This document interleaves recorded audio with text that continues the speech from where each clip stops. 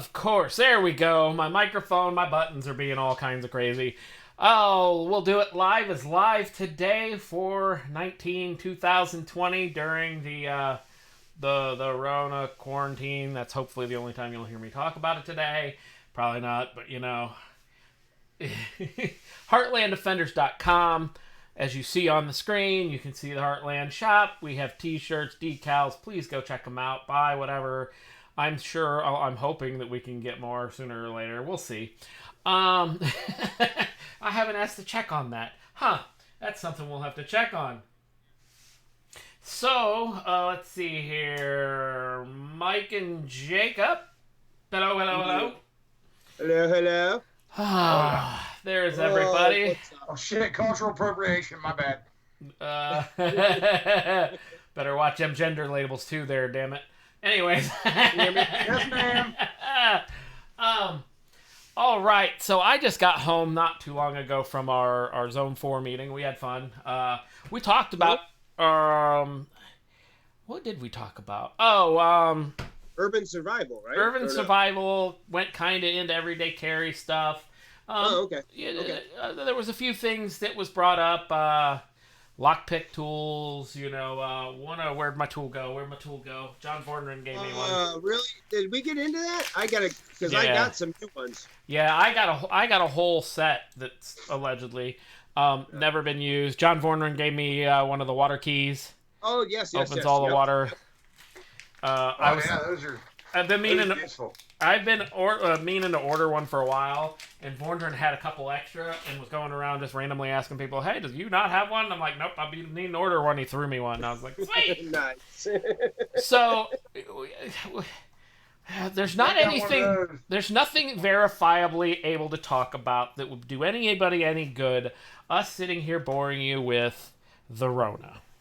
Other than me saying the Rona because I find it entertaining every time I say it. Talk about stuff. So today we're going to talk about our EDCs and how they changed since the lockdown / stay-at-home order, whatever state you're in, or country, whatever. We've had a few out of the country views before.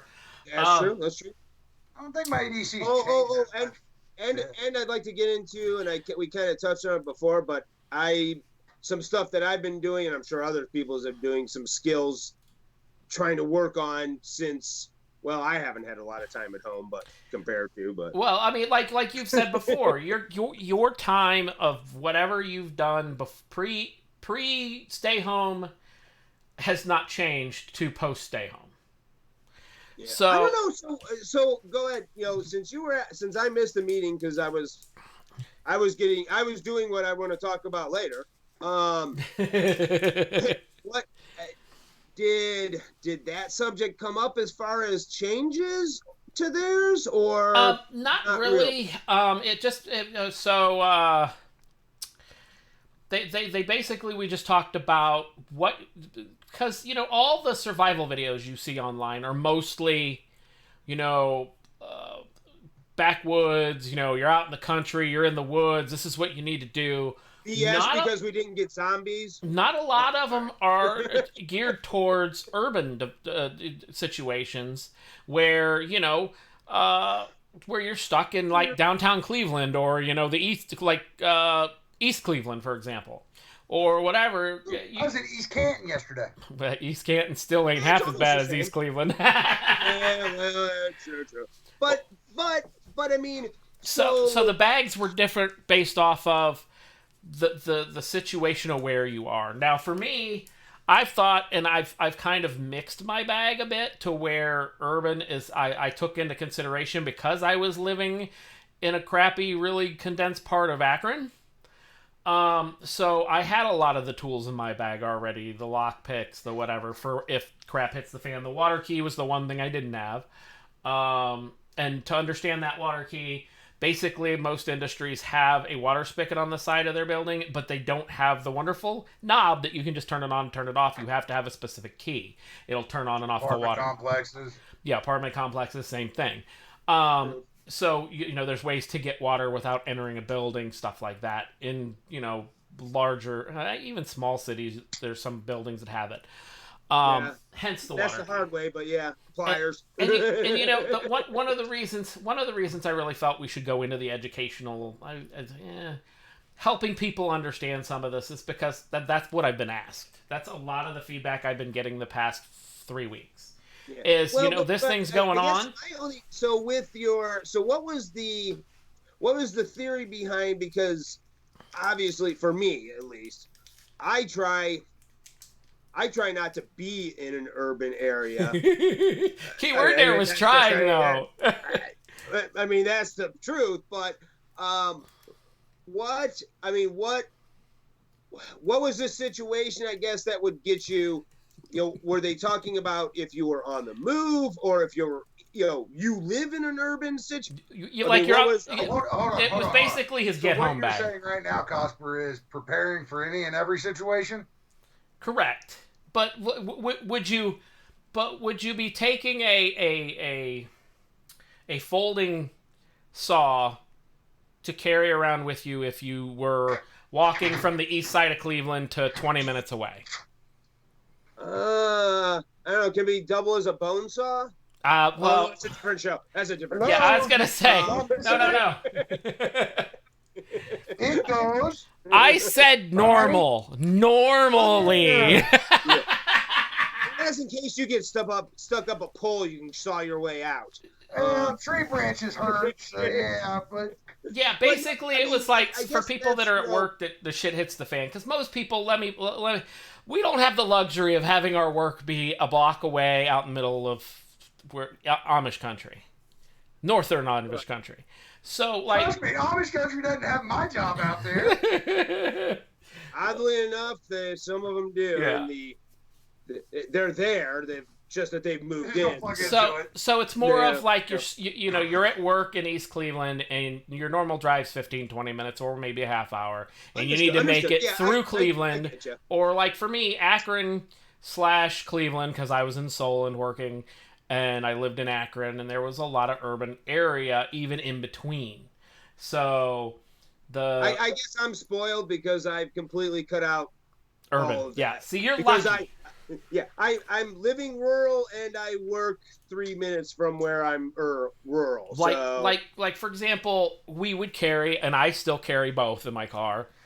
Like you would have boots in your car with your everyday carry in case for some reason, if you're not already wearing them. True. You wouldn't wear hiking boots on pavement walking through town. You'd be wearing tennis shoes or some kind of smaller hike shoe maybe. It was just there were different tools from what you normally see in the bushcraft.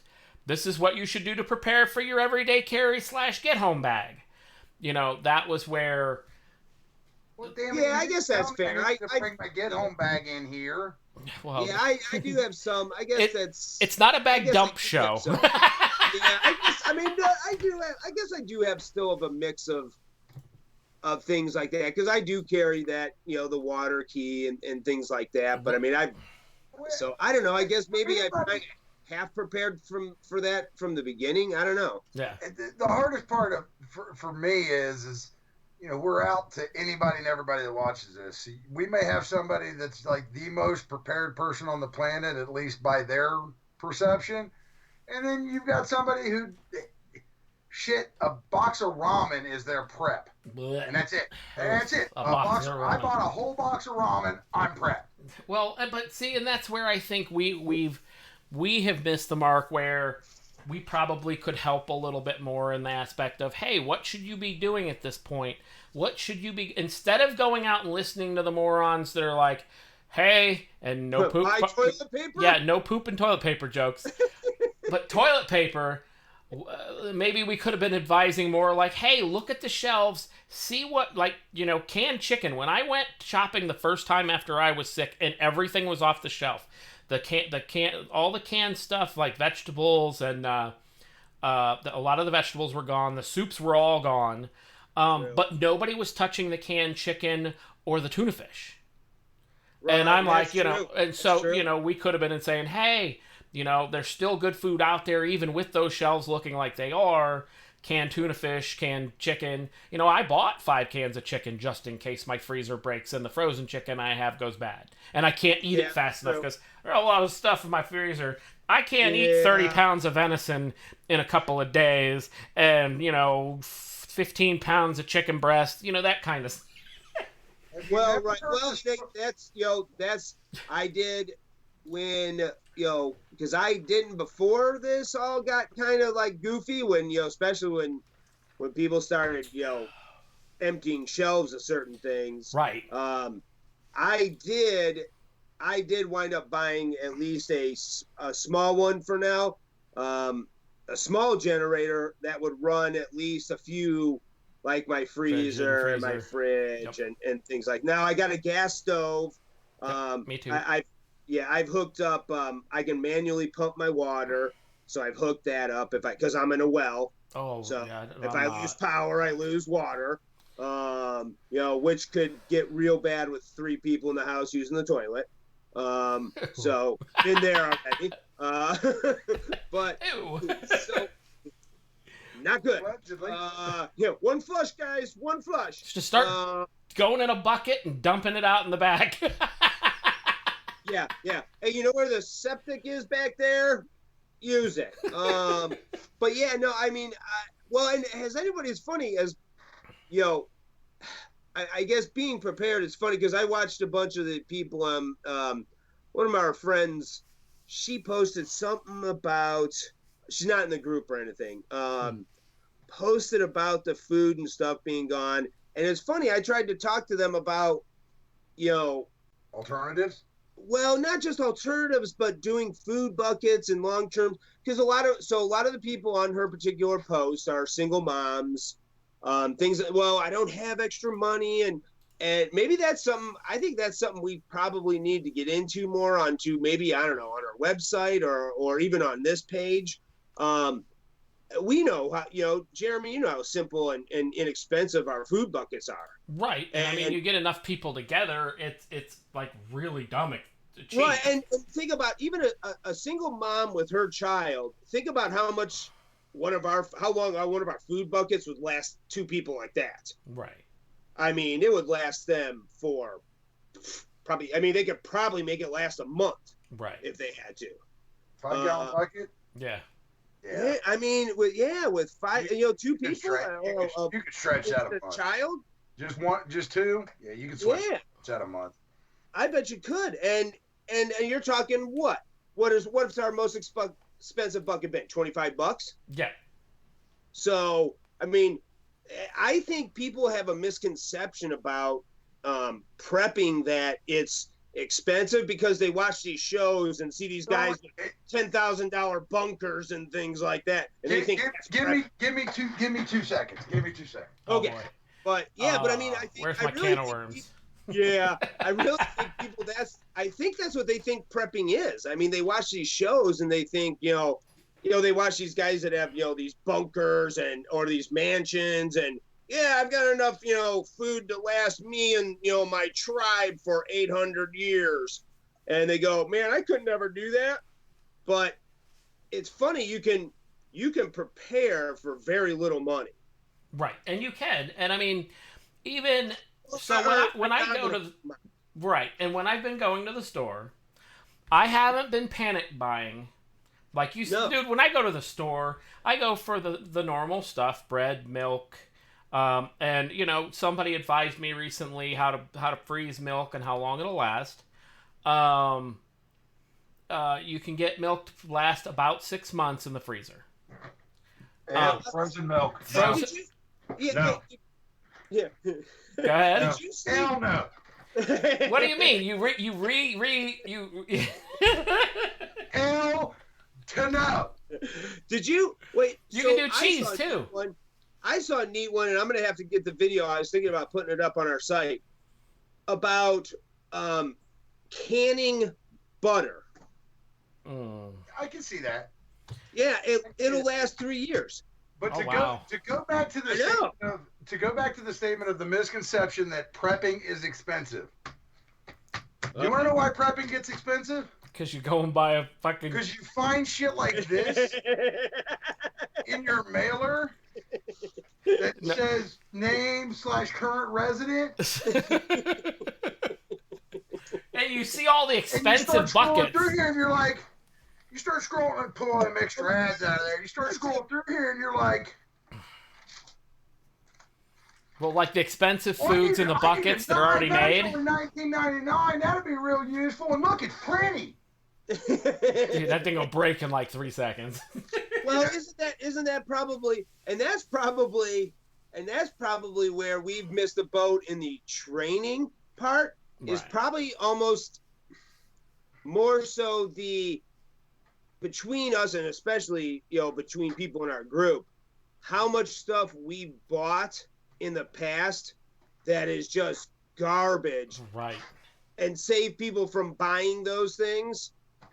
And I think that's probably where I've spent a vast majority of my money, is on things that trial and error, where I probably could have said, hey, Jacob, or hey, Jeremy, have you tried this, or have you tried this, or have you tried this versus this, instead of buying both and going, oh, okay, great, this one works great. Fuck, I spent $30 on this one too. Yeah. Well, look at how many people have the black Schrade knife in our group.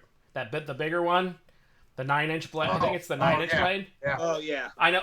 I have it. Jane has it. Heather has it. Somebody else bought it too, or already had it. John gave one away. I mean, we have. Oh yeah. So I mean, there's a lot of them out there. It went by word of mouth, and I said we had talked today, kind of a little after the meeting, about putting together a list of maybe like good starter radios for him, and Right. and what handhelds. If you want to spend a little more money, you could go here for what you'll get, and if you really want to get crazy, start buying mobiles and base radios. Yeah, well, and you know what, and you mentioned it earlier. I think you're right. This is probably where we've, I think even with sometimes inside our group, I mean, but when somebody pipes up, we usually all kind of throw our 2 cents in. But I think there is probably, there probably would be nice to have the starter kit, Right. but with That's not reasonably kind of. priced items that you would continue to use later on, that not just okay, start with these, but later on you'll change to I mean, something useful, yet not maybe necessarily top of the line. Right. Okay, so you saw me flip it out a couple hundred times. Multi-tool, Yep. Yeah, right? Multi-tool. I never used to have one. By good the one. way, there You know how are big long- old pile of ones out there, and I did mute Yes. myself. Well, here, I'll explain. This is a Gerber. Literally, it says Gerber, not the baby food brand. I don't know if you can see it. Can you see it? You don't get four jars of baby food with every one you buy. Yeah. You don't see the Gerber there? Yeah. Yeah. Unfortunately, you don't get this after mailing back in 30 labels from baby food. No, What? I want to say these are about $75, $80 Yes. for this model. Right? But you know how long I've had this? Longer than I can remember. Oh, boy. Yeah, I had it when I got it in combat. yeah, and I In bought the 2003. yeah, and that's definitely where it's worth buying something that's 70, 80, 50, 60 bucks, because I have yet to this day to find a $20 one worth of crap. Oh yeah, you know how many $20 ones I've either first bought or been given to me, and I've gone to do something, and the crap just pops apart in the middle of. The fold outs. Oh, it's horrible. So now through the glories of the B box that we all did for quite some time, and I Yeah. have pulled the needle out of my arm. I am no longer getting Understood. B box. May start looking at the TAC box. That might be my next one.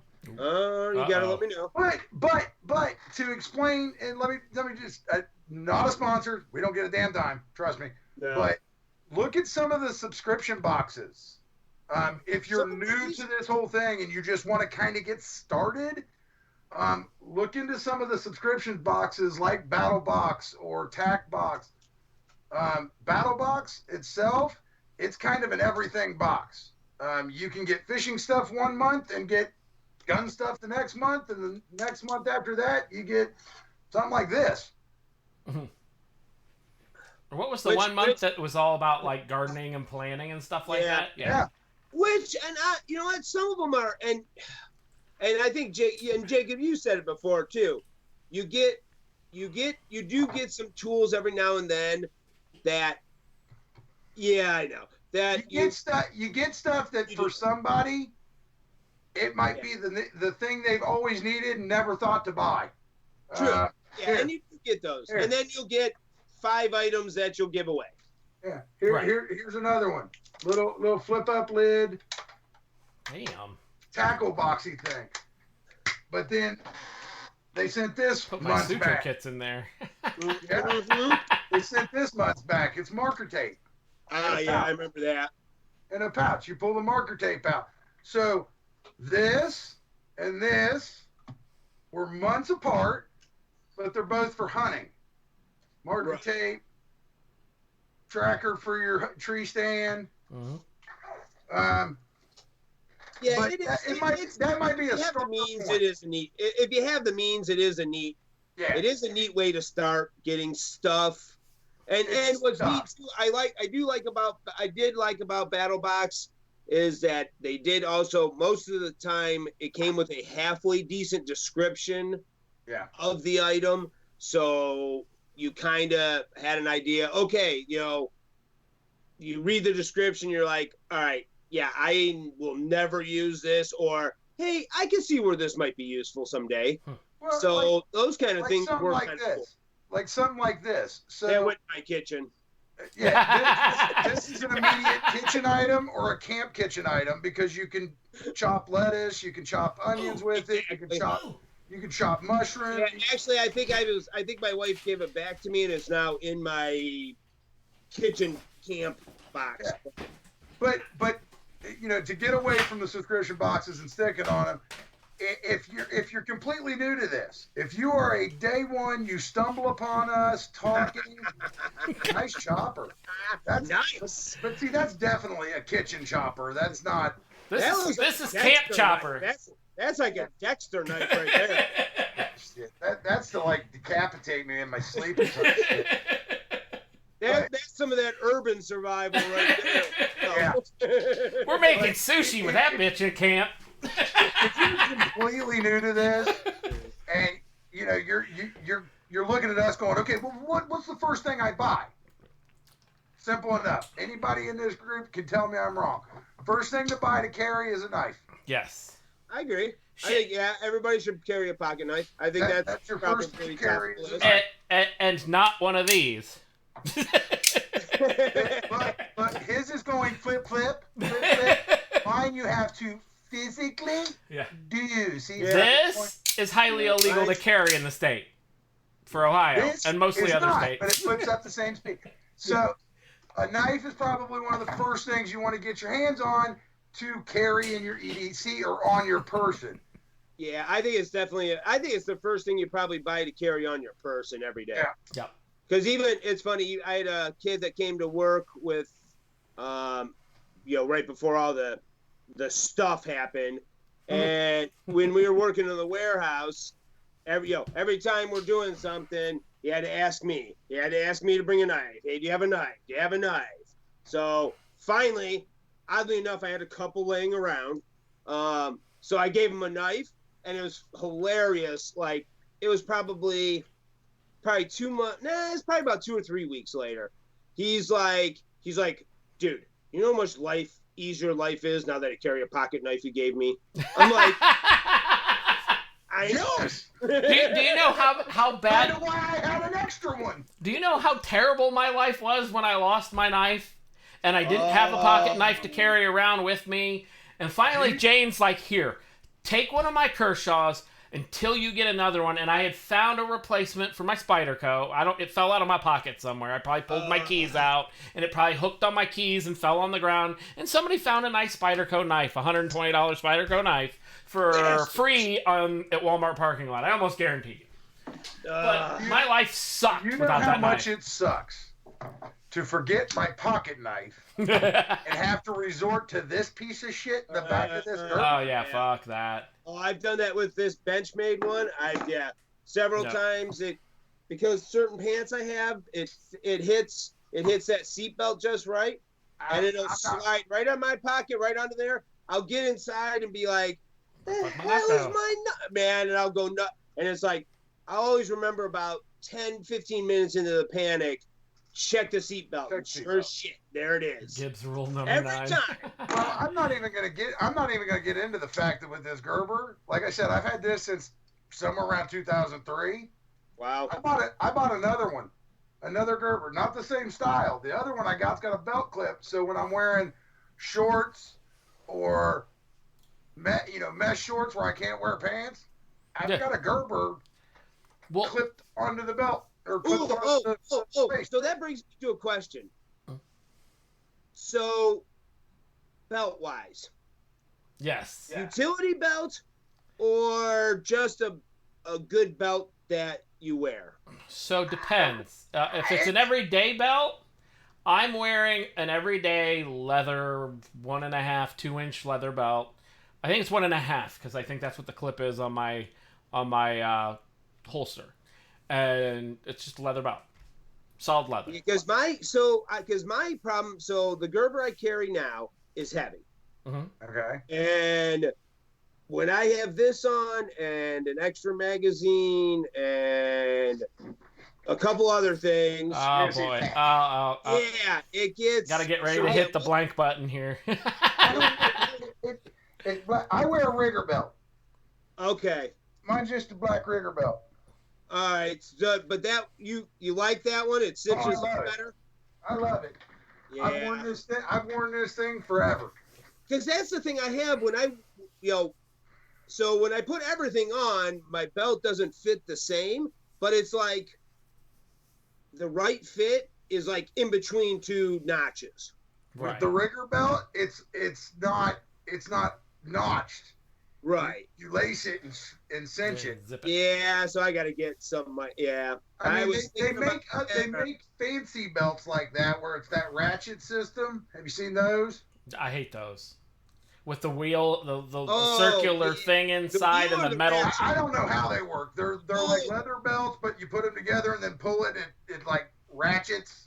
Oh, I've not seen those. Yeah. Dylan, either Dylan got one or we got one for Susie's dad. One of the two. It's interesting. It does because they're real close together clicks, so you can get a pretty snug fit, and you can put stuff on it and kind of readjust it. So I just don't know anybody who's had one for a long time how well those ratchets.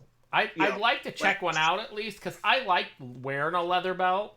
My problem is like you have sometimes I fluctuate in weight, so I'll end up in an in-between. So sometimes I'll go break out the leather punch out of my leather kit and punch a new hole in between. But then of course you weaken things a little bit. And, yeah.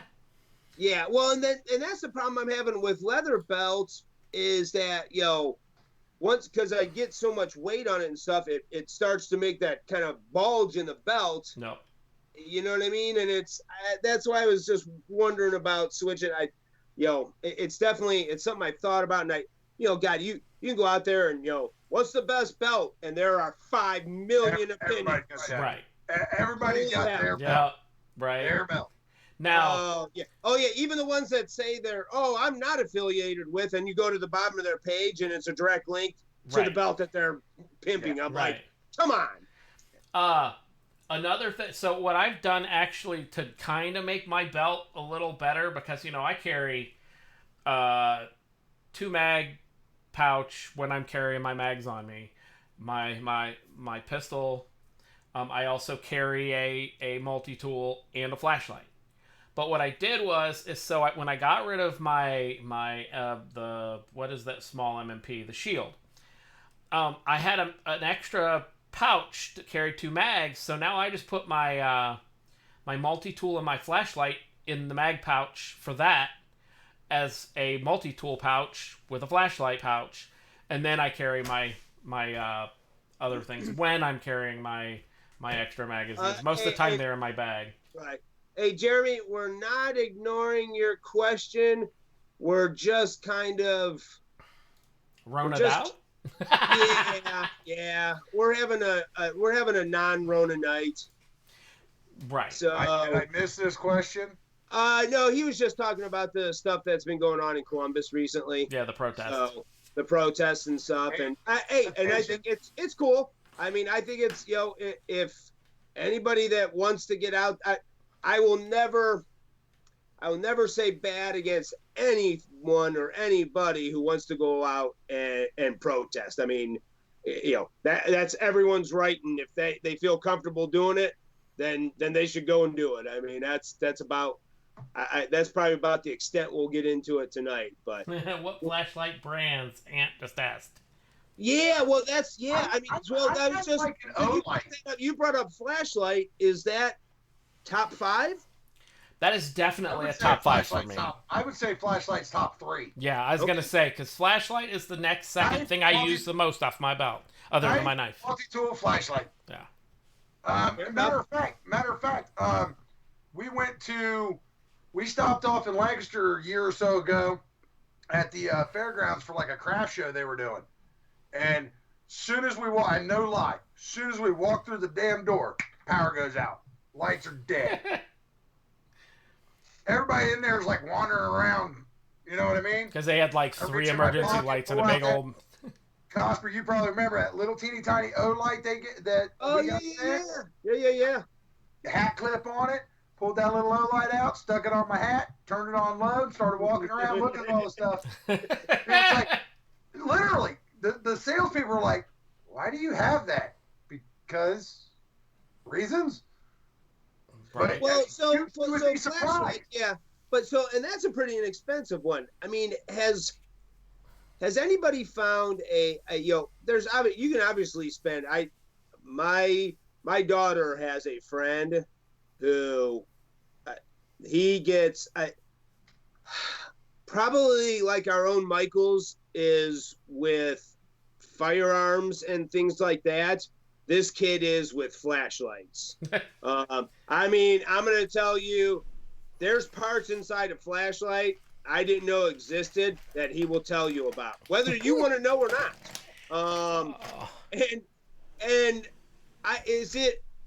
Has anybody found, is there really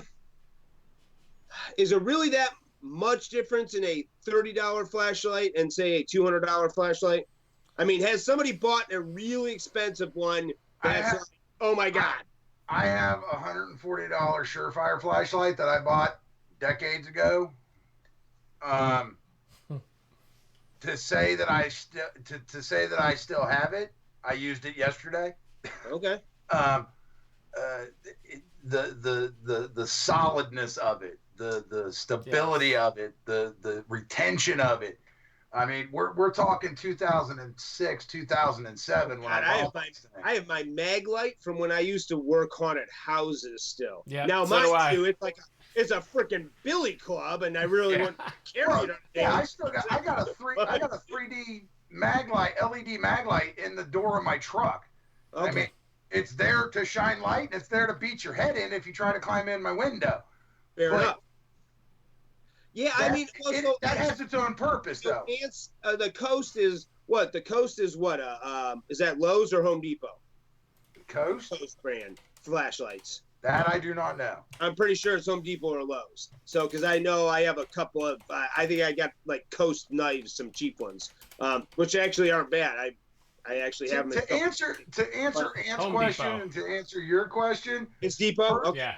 Personally, the only difference I ever see between like a $30 or $40 or $50 at the local Target or Walmart or whatever mom and pop shop you find them at is just the materials used and the life length of that device. Right. Well, now see, and you know what? So, like, two of my best flashlights. I have one that's a Cree, that's metal, and it's a smaller one. You know, it's a nice pocket one. And then my other probably best one is basically a plastic but wrapped in rubber. And it was probably only about $25. Now, But see, my everyday carry one is actually one that was given to me out of a battle box. It's about where's the camera? Okay. That big. I remember those. Orange button on the back. I think so. Yes. Yes. Yeah. Carry that in my EDC bag. Yep. That's the one that's always on my hip. The lens actually slides in and out to telescope the light. I think so.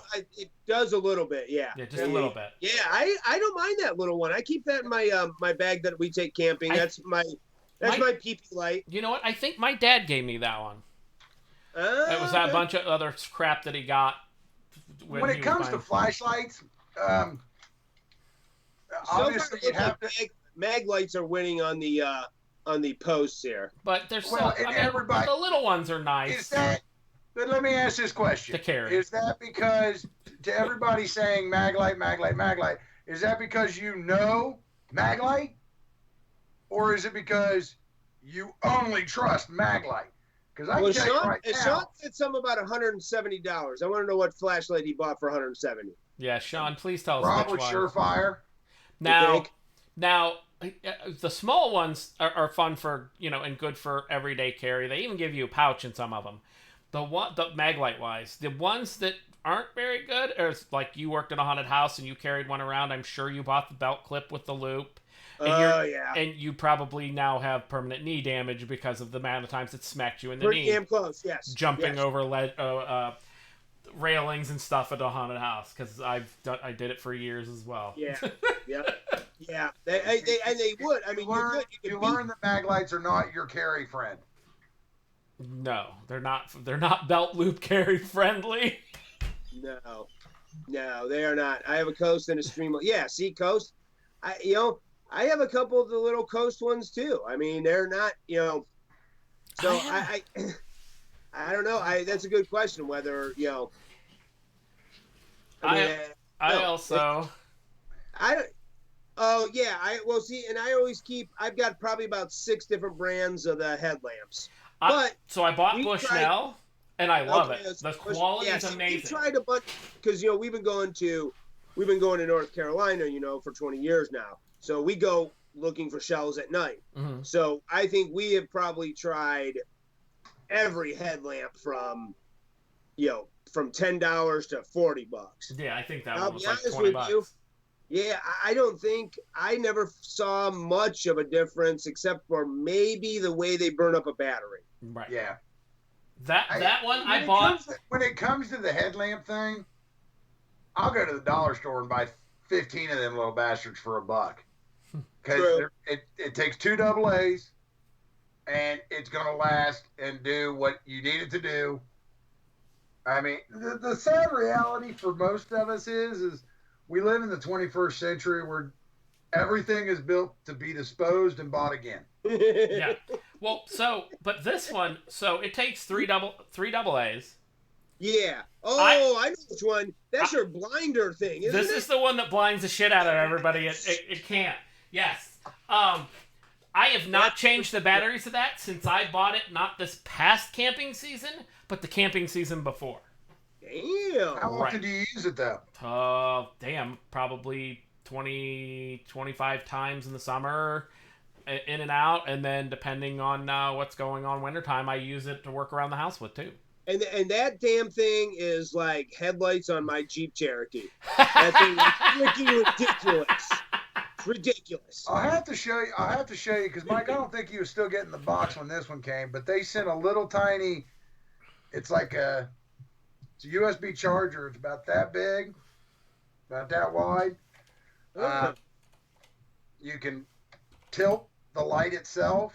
Nice. But it's a clip, so you can clip it to your pocket and flip it down, or it comes with a head strap. You take off the clip part, slide it onto the head strap, tilt it this way and it shines.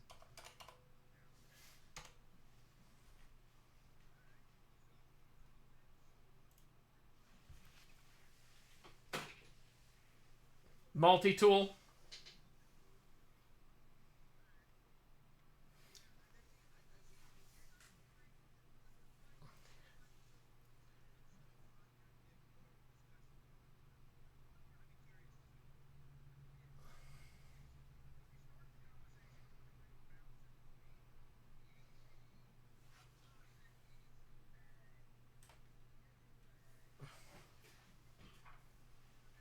Right.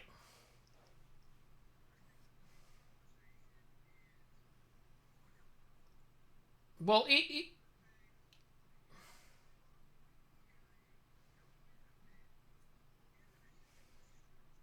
right.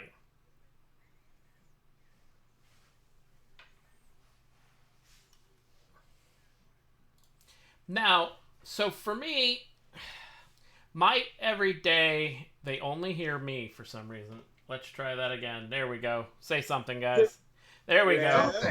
Can you hear me now? I might have bumped the mute button. I don't know. Let's find out. Thank you, Ant, for letting me know. Can only hear. Okay. Heather and oh wow, there's a few of them. They're So- yelling at you, Jeremy. It wouldn't be a regular night if we didn't have some technical difficulty. Right? I don't even know what my quick key button for muting you guys is anymore. Oh, it's one of the number buttons.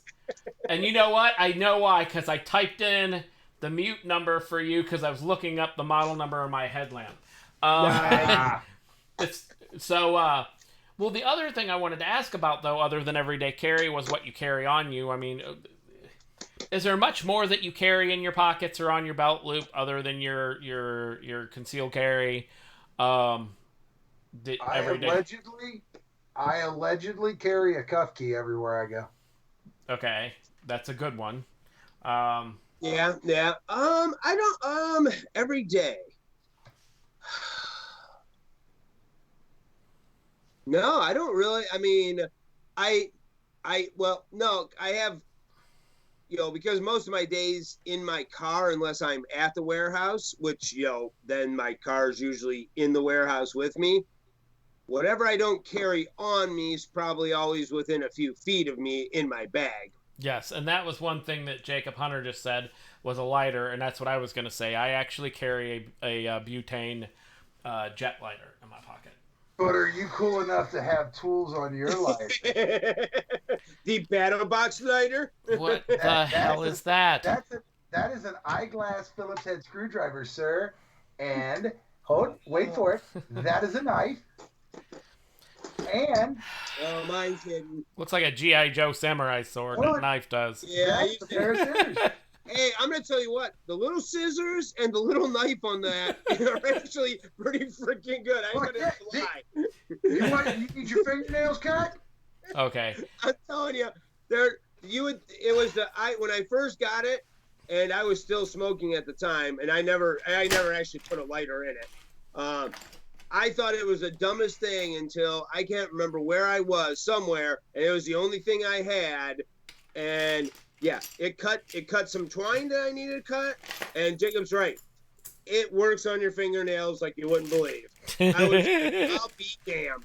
And from that day on, it's right in my little cup holder in the car now. Nice. So The best one is somebody with a pair of glasses. Oh, my screw's coming out. Oh my God! I'm not gonna be able to. Hold on a second. Give me a second. Real quick. no, don't burn me. No, I got a screwdriver. No, it's a screwdriver. Don't worry. Oh, Ryan man. to see here. That's probably loud as hell for you guys. I'm trying to think if there is anything else I take every single. I mean, No, only because I have my one bag that sits next to me, all the time. But yeah, if we're sticking solely on person, that's it's probably going about to be a knife, a multi-tool, obviously fire. Like I said, I carry a Flashlight. cuff key. Yeah. So, when it comes to your everyday carry bag, what changed when it comes?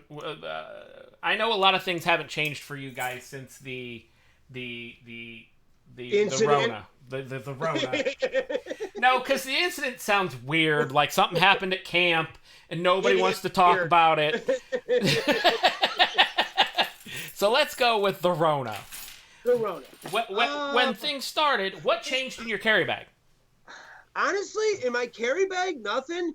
The only thing that's changed for me, and I haven't been home a lot. I mean, we've talked about this. I mean, not a lot has changed for me other than the amount of hours I've been working. That's about the only thing that's really changed for me. More? And inside and my side work, I haven't done any of my construction work in a while. No. And I don't have any plans in that in any near future. But as far as actually carrying my bag and stuff, I really haven't changed, because I mean, I can't think of anything that I've done more stuff at home, as far as if you're asking anything that's changed since this. I did rearrange my pantry because my pantry was actually kind of inefficient. When I knew I had a lot of things in there, and I knew I knew I didn't have to go to the grocery store and be around the people, because I don't like being around people to begin with. So I'm usually have plenty in there, but the way our shelves were, the way we had stuff stored, it was inefficient to walk in there. I didn't have it as well organized and as maximized as it should have. Mm-hmm. So I tore out my entire pantry, rebuilt the shelves, and reorganized it. Jacob, Mr. Hunter, not everybody can carry a gun. And so all of us have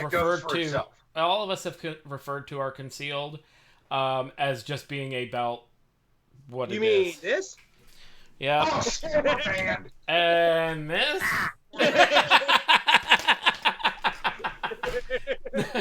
Sorry, Jacob.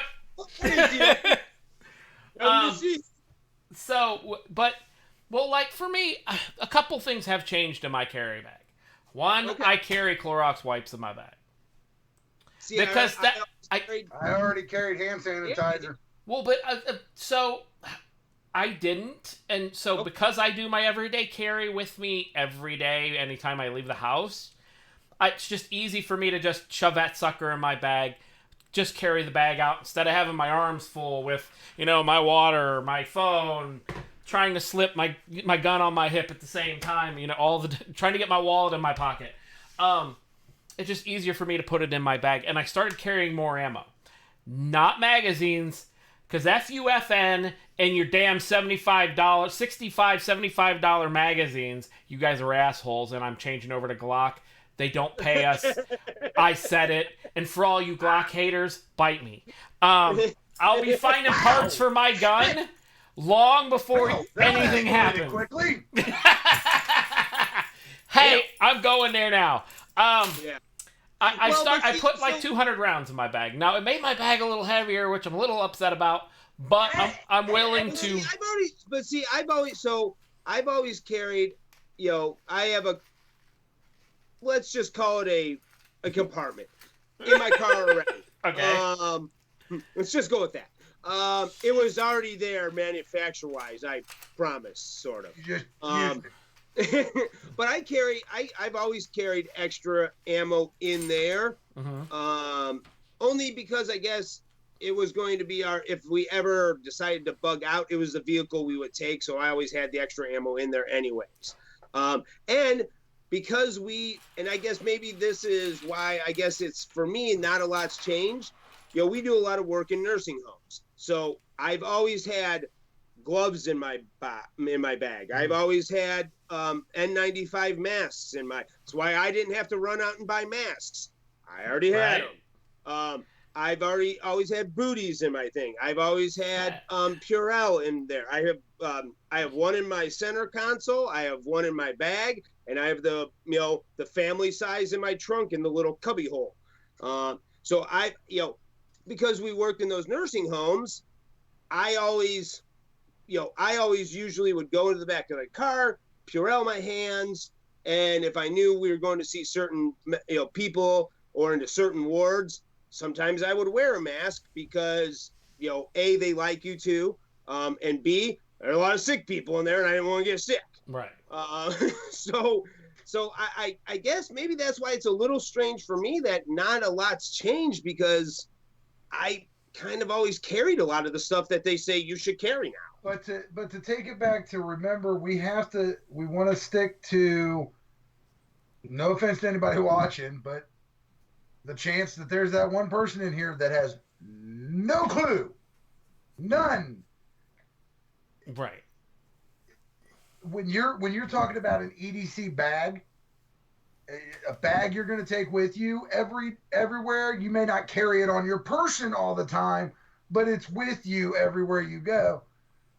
You got to have at least gloves, a tourniquet. If you're not carrying it on your person, you need to have it in your vicinity. True. Especially if you're carrying. If you're carrying and you have to take that shot for whatever godforsaken reason, that hollow point goes through, or even worse, you're not carrying hollow points and you hit three people. And it goes through 3 people. At least you have one tourniquet to save a life. Well, you should always, you should always be able to have sanitation. You should always be able to fix the damage you've done. Right. Yeah, you Cliff Bars. Cliff Bars is the first thing I can think of. You throw them in the bag, they last for damn near ever. No, they don't last forever. They get rancid. And, oh my God, biting into one that's rancid. I'm not saying they do. But so you went to that meeting today. What was the majority of people? What was new that they carried that they didn't carry before? And I guess, did anybody ask the question why they didn't carry it before?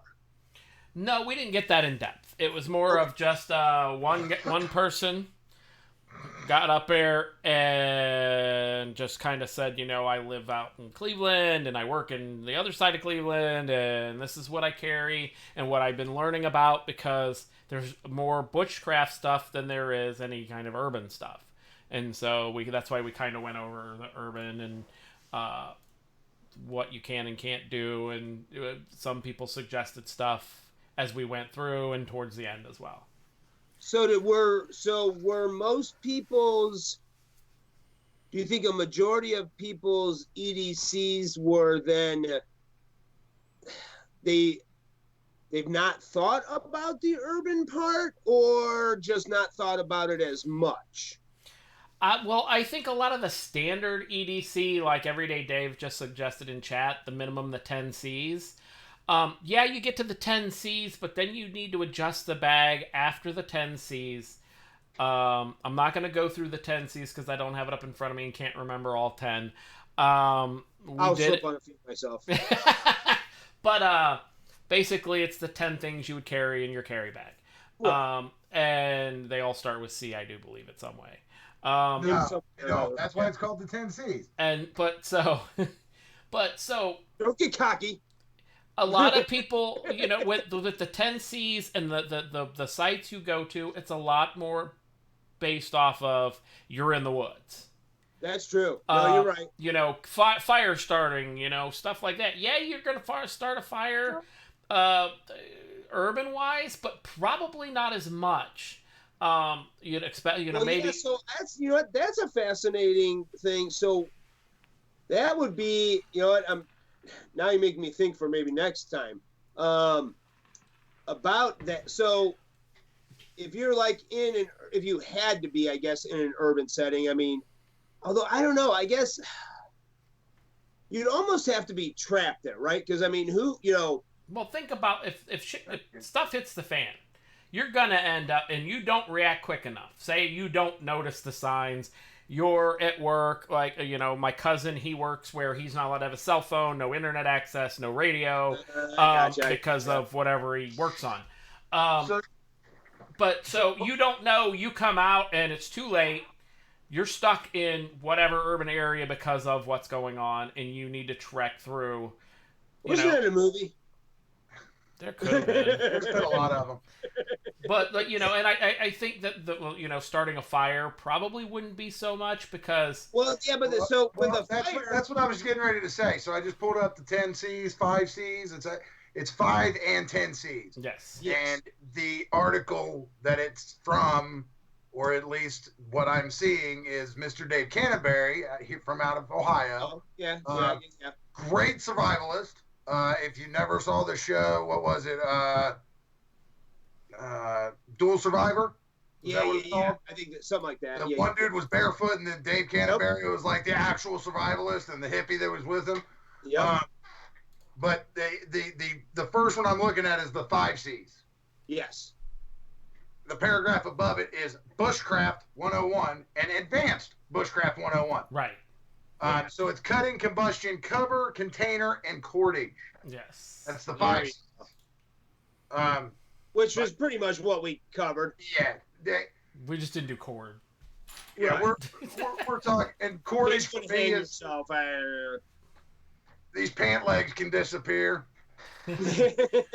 Please let it only be the Urban legs. setting, you'll probably find cordage. You're less likely to find cordage in the bush. If we're all bugging together, please let it only be the panel legs.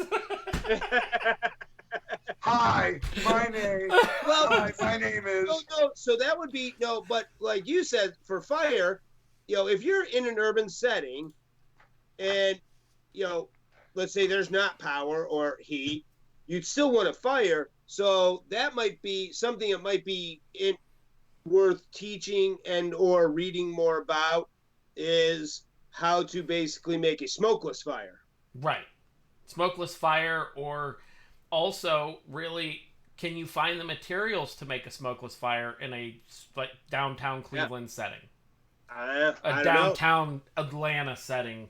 I'm not going to say New York because that's a whole Depot? different monster. Yeah. Well, because I wouldn't be caught in New York to begin with, no matter. Bruce. I didn't want to open that can.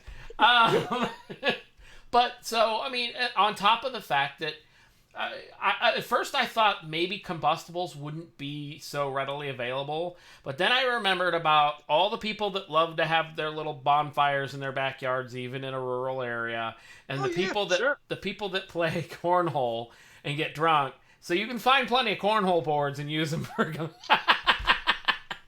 It's true. That's true. Hey, Jeremy, you know how many old garages in Cleveland are made out of wood? Yeah. Oh yeah. but take it out of that. Go to Columbus. There's a lot of areas that they don't play cornhole. You're standing in downtown area where it's sky rises and the closest wooden thing is a sapling that's greener than shit. I'm trying to be really responsible and not say unresponsible things. Hey, you can burn alcohol though, right? I know of a few times that said individual who said he's trying to be responsible was parked and in the middle of downtown Columbus. Uh-huh.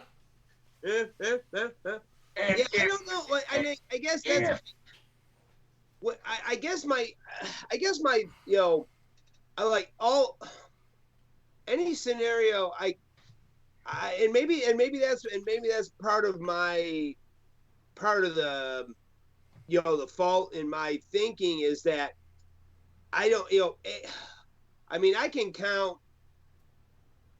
probably count on my fingers and maybe a few toes the amount of times I've gone into Cleveland since January 1st, let's say. So you know what I mean? I don't go to the city. Right. I do. But I do know of a guy that has been in the middle, parked in a parking garage of downtown Columbus with snipers on the roof, and if shit would have hit the fan, it would have been prepared. Day and a half walk back to your safe haven of never going into the city. I suppose. 2-hour drive, I guess. Okay. I'm not that slow. Well, okay. 10 miles a day. We'll call it a day. 3-hour drive. You're marching. Give me a day. We gotta get out of the out of the area without getting shot first. But you know, I just scrolled down a little bit and got to the 10 C's. That's fair. I scrolled down and got to the 10 C's. A cotton bandana, a compass, candlelight. Well, I can tell you, I'll tell you guys, I'll tell all of you guys. I went to the dollar store and I bought the little $1 pack of, I think it was like 9 or so odd little tea light candles. Mm-hmm. I took 3 of them and I stuck them together, bottom to top, Yeah. and then top to top. So it was metal on both ends. Wrapped them in Gorilla Tape, and I stuck them in my bag. Oh, I found, dude. So I went to auction. Hold on. One of the auctions I won recently, and I didn't think I would figure out what to do with them. It had a ton of these in it. Now I gotta go pee. Thanks. I got extras. You're covered.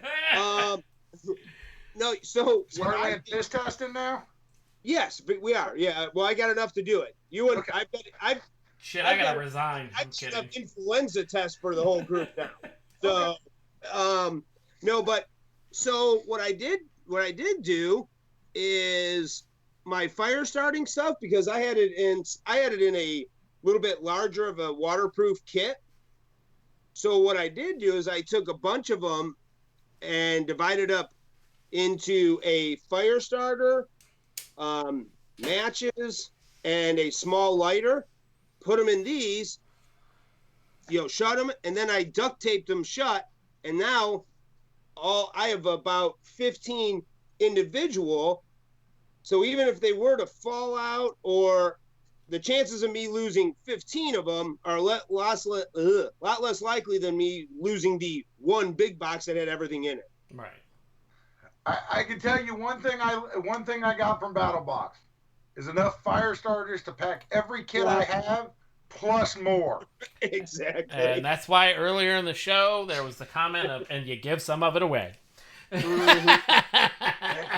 But that tells you how. That tells you to a group that's selling survival gear and survival things, how much fire is important. Right. Yeah. It is. About every 2 months, you got some form of fire starting, whether it was a lighter sleeve, so you wanted to carry your lighter more, flint and steel. Ferrocene rod. I mean, the very last box I got was a Swiss-made knife called the Fire Steel, and that's all it is. Is that you pull the handle out, you pull the hilt out of the sheath. The sheath can be used for water filtration. You take the back of the hilt off. It's a Ferrocene rod. You strike the back of the blade across of it, and it throws some sparks. You can find online how to make char cloth. Yep. If we need to do a video on that, we'll teach you how to do that. Yeah, so maybe we'll have to do some. Maybe we'll do some in between videos every now and then. Maybe not for maybe like half hour or 15 minutes or something. Probably about 15 minutes. Yeah, and do Whenever some we can get back together. Yeah, some little stuff like that. That works. Now I know we're up against it. So we'll get more. We kind of went all over the place, but that's okay. Now, for my people that are in the Akron area that are listening, watch later, whatever, because I know whatever, there's a store in wherever, it's over that direction, that sells that kind of crap for stupid cheap. I got like the little bottles of liquid skin that you put on cuts and stuff. Oh, is that one store we went to? Yes. Okay. So that the liquid skin, there were P-test bottles, and they always have P-test bottles. Dude, they had like the craziest stuff there, but it was like, oh my god, this is so cool. Right. We'll make a couple of YouTube videos go viral. Go on YouTube and search for prepping at the Dollar General, prepping at Walmart, prepping at Family Tree or Family Dollar. Right. That's a great store where you can get really good items for. I got a ton of stuff, and I spent maybe $30. Yeah.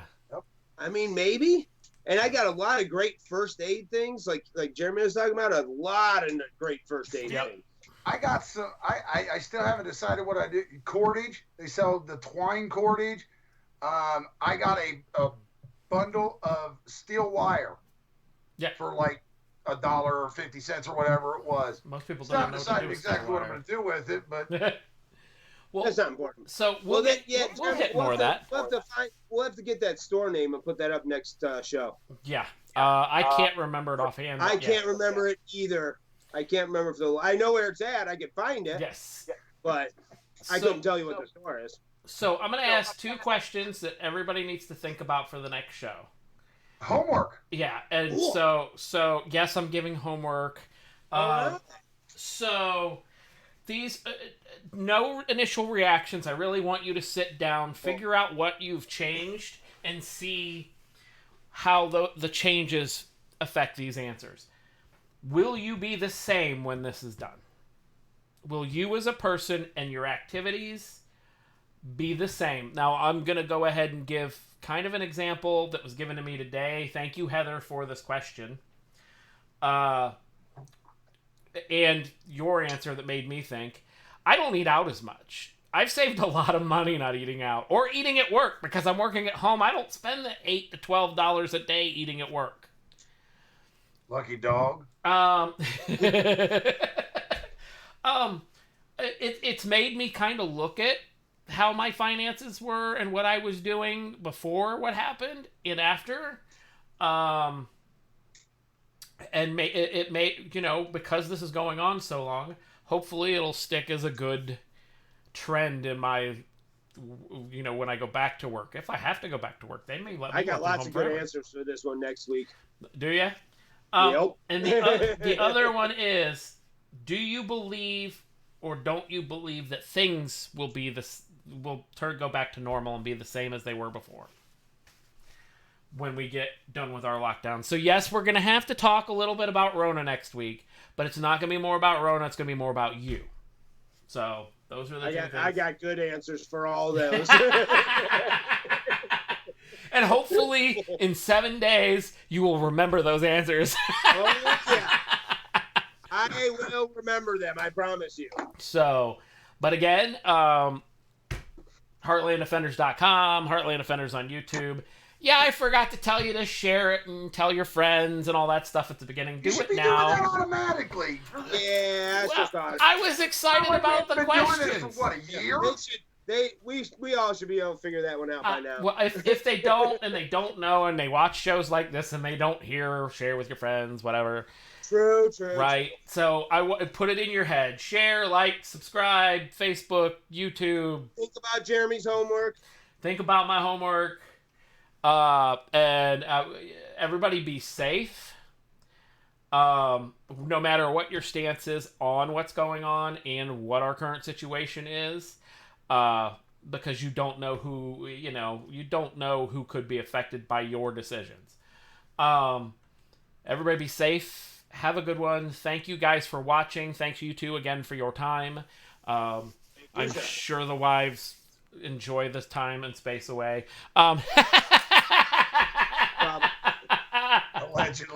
Allegedly. Yes. So thank you guys and everybody else. Have a good week. Stay safe. We'll see you next week. Later. Do something.